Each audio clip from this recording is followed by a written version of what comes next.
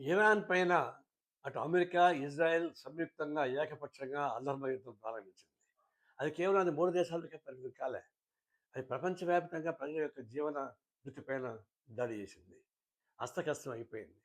మరోవైపు ఇరాన్‌లో ప్రాణ నష్టం, ధన నష్టం, ఆస్తి నష్టం జరిగిపోయింది. ఇది ప్రపంచవ్యాప్తంగా ప్రభావం కలిగినటువంటి యుద్ధ వినాశకర ప్రయోగం. ఈ సందర్భంలోనే భారతదేశం ప్రపంచం అతి పెద్దది. పార్లమెంటరీ ప్రజాస్వామ్య దేశం.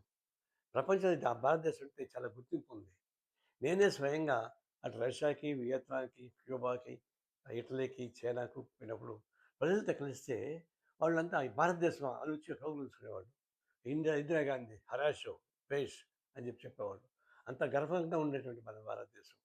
ఈ సమయంలో మన పర్సనాలిటీని, భారతదేశాన్ని, ఔన్నత్యాన్ని ఉపయోగించుకొని అప ప్రపంచ శాంతి కోసం, యుద్ధ నివారణ కోసం మోడీ గారిని ప్రయత్నించుంటే, మన ప్రధాని మోడీ ప్రయత్నించుంటే మన భారత ఔన్నత్యం పెరిగి ఉండేది. మోడీ గౌరవం పెరుగుండేది. మోడీ గౌరవం పెరిగిందంటే భారతదేశ గౌరవం పెరుగుతుంది. మన ప్రజలందరికీ మనకు కూడా గర్వంగా ఉండేది. కానీ అన్ని అవకాశాలు ఉండి, ప్రతిష్ట ఉండి, ప్రతిష్టాత్మక భారతదేశానికి ప్రధానమంత్రి మోడీ గారు చాలా అసమర్థంగా ప్రవర్తించారు. ప్రపంచ గుర్తింపు లేకుండా చేశారు. ఆయన అన్ని దేశాలు తిరుగుతున్నాడు. భారతదేశ రాష్ట్రాల కన్నా ఎక్కువ రాష్ట్రాలు దేశాలు తిరుగుతున్నాడు. ఆయన తిరిగేవాడికి ఆ మాత్రం స్పందన ఉండదా?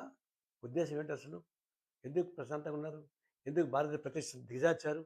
ప్రపంచం భారతదేశం దిగార్చడం చాలా బాధాకరం. ఇలాంటి విషయాలు చూసినప్పుడు పౌరులకందరికీ కూడా అవమానం కలిగిస్తుంది. ఇప్పటికైనా చొరవ చూసే ప్రయత్నం చేయాలి తప్ప, ఒకళ్ళకి ఒడిగి మడిగి ఉండాల్సిన పని లేదు. భారతదేశం పెద్దది. ట్రంప్‌కు అణువుగా బానిస కూడా బతికే వరకెందుకు వచ్చింది? ఏం ట్రంప్ మీద ఆధారపడి ఉంటావా? దేశం ప్రపంచం అంతా తిరగబడతామంటే? ఇది ఒక బానిస వైఖరి మార్చుకోకపోతే మన భారతదేశ ప్రతిష్ట మొత్తం దెబ్బతింటది. నేను విచారం వ్యక్తపరుస్తున్నాను.